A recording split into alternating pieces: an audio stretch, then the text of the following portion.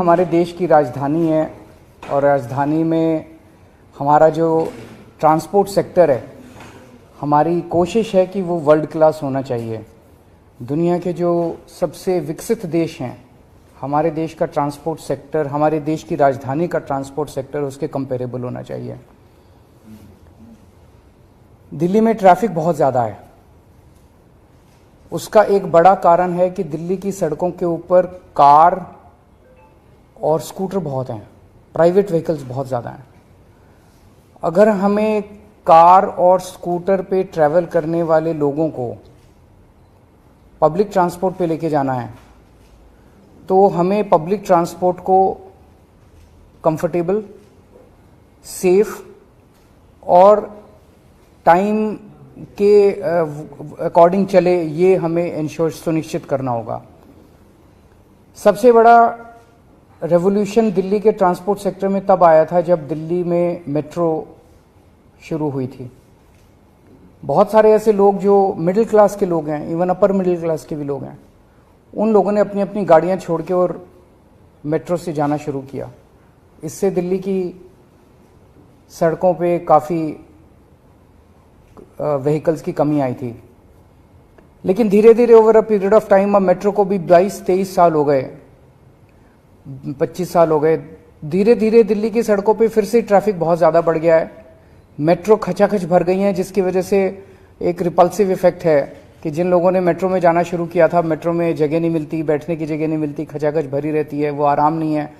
सो वापस लोग अपनी गाड़ियों पे आ गए, वापस लोग अपने स्कूटर पे आ गए। दिल्ली में बसें हैं, दिल्ली की डीटीसी की बसें हैं, क्लस्टर बसें हैं। वो बसेस लोअर मिडिल क्लास तक इस्तेमाल करते हैं लोग। बसेस एसी बसेस भी हैं, लेकिन बसेस में सीट की कोई गारंटी नहीं है। वो वाला कंफर्ट नहीं है जो एक अपर मिडिल क्लास या मिडिल क्लास एक्सपेक्ट करता है।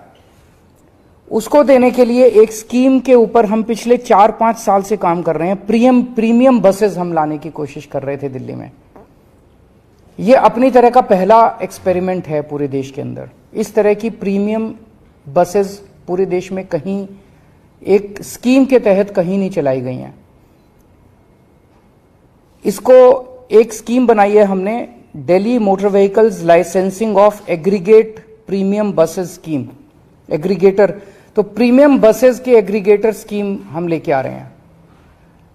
ये प्रीमियम बसेस जो हैं ये कंफर्टेबल होंगी, 2x2 की बसेस होंगी, एयर कंडीशनड होंगी। इनके अंदर बसों में वाईफाई होगा, जीपीएस होगा, सीसीटीवी होगा, पैनिक बटन होगा और सीट की बुकिंग जो है वो ऐप बेस्ड या वेब बेस्ड होगी। कोई भी खड़ी सवारी अलाउ नहीं की जाएगी, आपको शर्तिया तौर पे सीट मिलेगी। इस किस्म की स्कीम पहली बार लाई जा रही है और इसमें हमारा मकसद पूरा का पूरा ये है, ये टारगेट किया जा रहा है मिडिल क्लास और अपर मिडिल क्लास को, जिनकी पेइंग कैपेसिटी है, जो अपने कंफर्ट के लिए पे कर सकते हैं, रोज अपनी कार लेके जाते हैं, कार का पेट्रोल खर्च करते हैं। लेकिन अगर उनको ऑप्शन मिलेगा कि एक बस है जो कि कंफर्टेबल है, तो हो सकता है, हम उम्मीद करते हैं कि बहुत सारे लोग अपनी कार छोड़ के और बसेस की तरफ शिफ्ट करेंगे। इसमें 3 साल से पुराना व्हीकल अलाउ नहीं किया जाएगा। जो बसेस लेके आएंगे वो 3 साल से पुरानी नहीं होनी चाहिए, सीएनजी होंगी। लेकिन 1 जनवरी 2024 के बाद की जो भी बस खरीदी जाएगी वो इलेक्ट्रिक व्हीकल होनी जरूरी है। इसमें जितनी बसें होंगी, बस की इसमें लाइसेंस दिया जाएगा एक एग्रीगेटर को और वो लाइसेंस फीस उसको देनी होगी।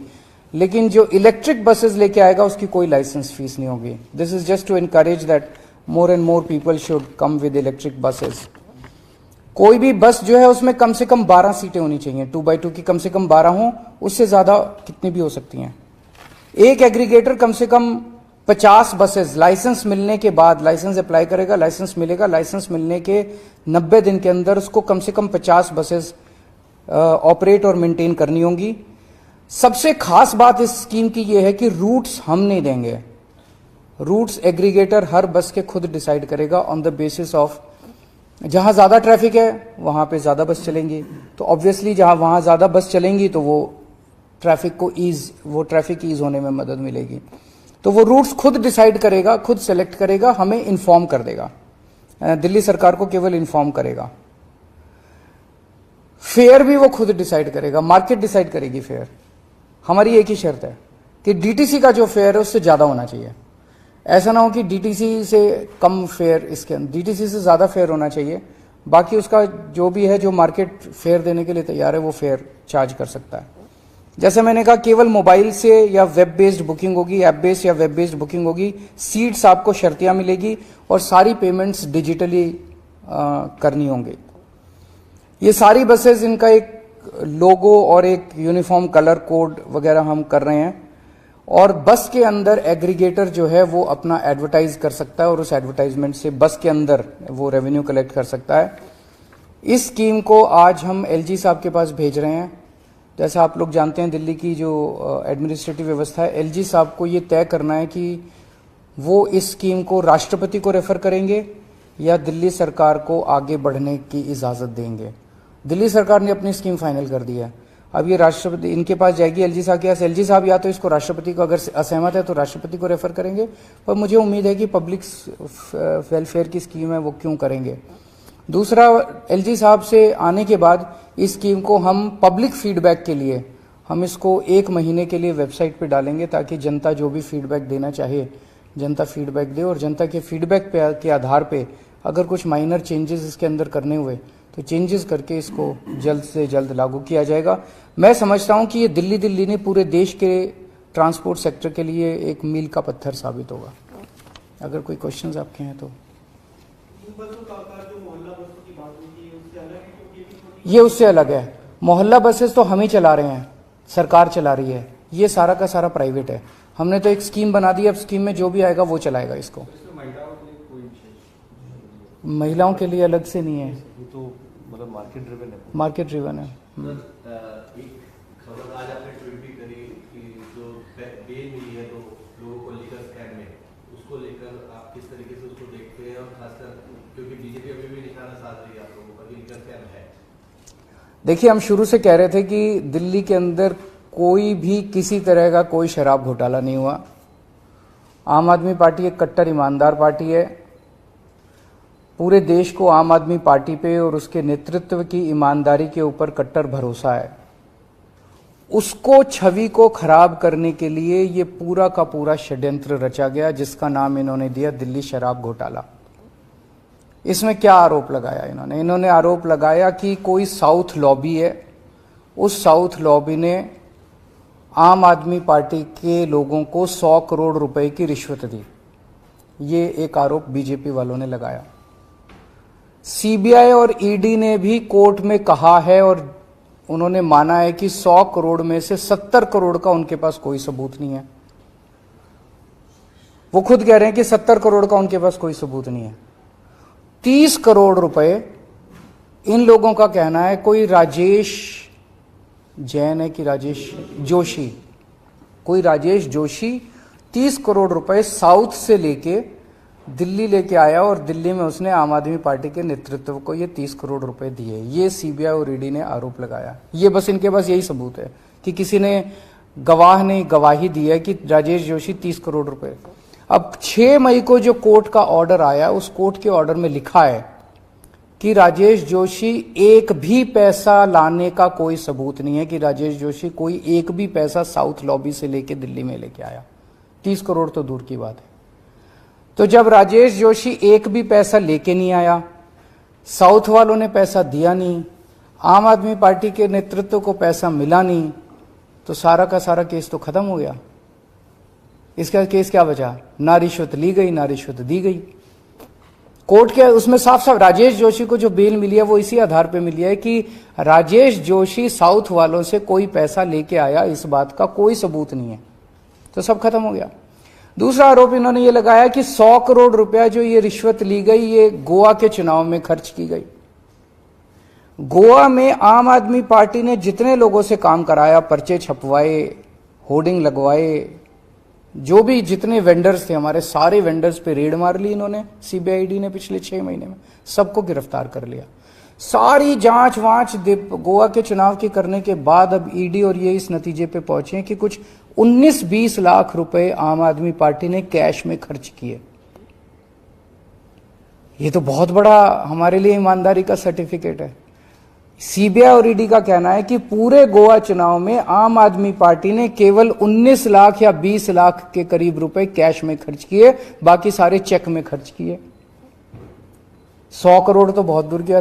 तो ऐसी कौन सी पार्टी है इस देश के अंदर जो केवल 19 लाख रुपए एक स्टेट के चुनाव में कैश में खर्च करती है?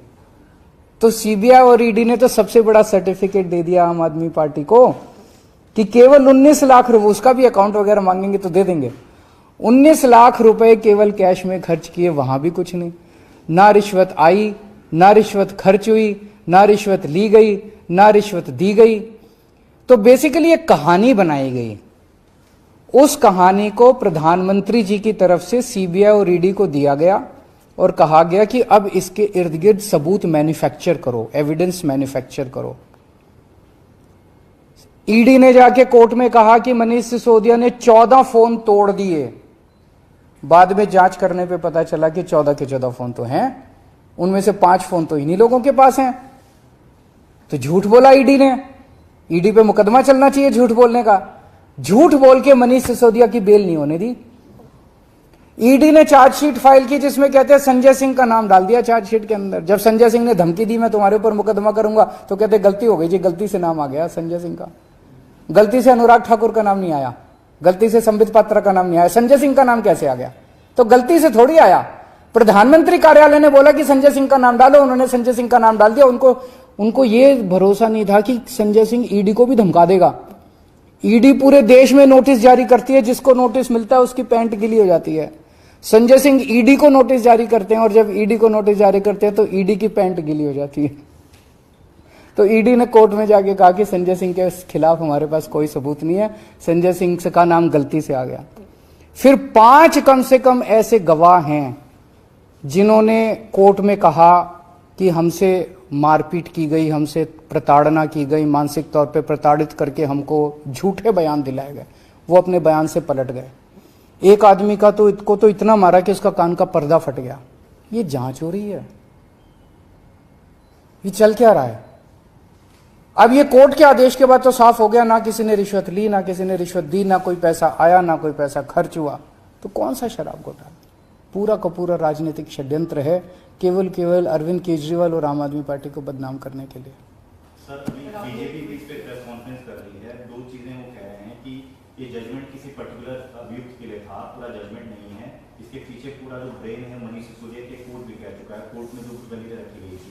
दूसरा वो ये कह रहे हैं सर सिसोदिया की केजरीवाल पार्टी है। कर लें, उनका तो मकसद ही है। वो तो अभी कल मैं सत्यपाल मलिक जी का इंटरव्यू सुन रहा था, वो कह रहे थे कि अगले चुनाव के पहले ये केजरीवाल को भी गिरफ्तार करेंगे। कर लें, केजरीवाल बहुत छोटी चीज है, पूरा देश देख रहा है।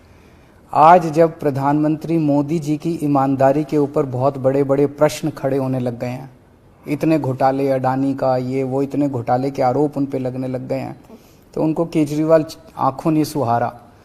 उनको पूरे देश के अंदर अगर कोई ईमानदारी की बात करता है तो अरविंद केजरीवाल और आम आदमी पार्टी की बात होती है। वो हमारे ऊपर कीचड़ उछाल रहे हैं, रोज कीचड़ उछाल रहे हैं।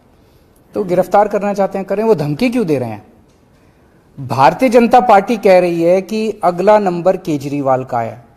इससे तो ये साफ हो जाता है कि ईडी को और सीबीआई को यही चला रहे हैं। वो कैसे कह सकते हैं कि अगला नंबर केजरीवाल का है? सीबीआई ने उनको बताया कि उन्होंने सीबीआई को बताया। सीबीआई को बीजेपी चला रही है, जैसा मैं कह रहा था। ये तो साफ जाहिर है, बीजेपी बता रही है उनको कि अगला नंबर केजरीवाल का है, पकड़ लो अब इसको। और सीबीआई पकड़ लेती है, फिर सबूत इकट्ठे करती है कि केजरीवाल को फंसाने के लिए सबूत कहां से। मणिपुर में अभी 4 बच्चे हमारे दिल्ली के फंसे हुए हैं और उनसे मैंने अभी थोड़ी देर पहले बात की और उनको लाने का हम इंतजाम कर रहे हैं। फ्लाइट टिकट्स का अरेंज कर रहे हैं, वो उनको पहुंचा देंगे। आज शायद कोई फ्लाइट अवेलेबल नहीं है, कल फ्लाइट अवेलेबल है, तो कल उन बच्चों को ले आएंगे। बच्चे सेफ हैं, अभी अपने हॉस्टल में ही हैं और मैं अभी थोड़ी देर में मणिपुर के सीएम साहब से भी बात करूंगा इस बारे में। अपने 4 दिल्ली के बच्चे हैं। Thank you.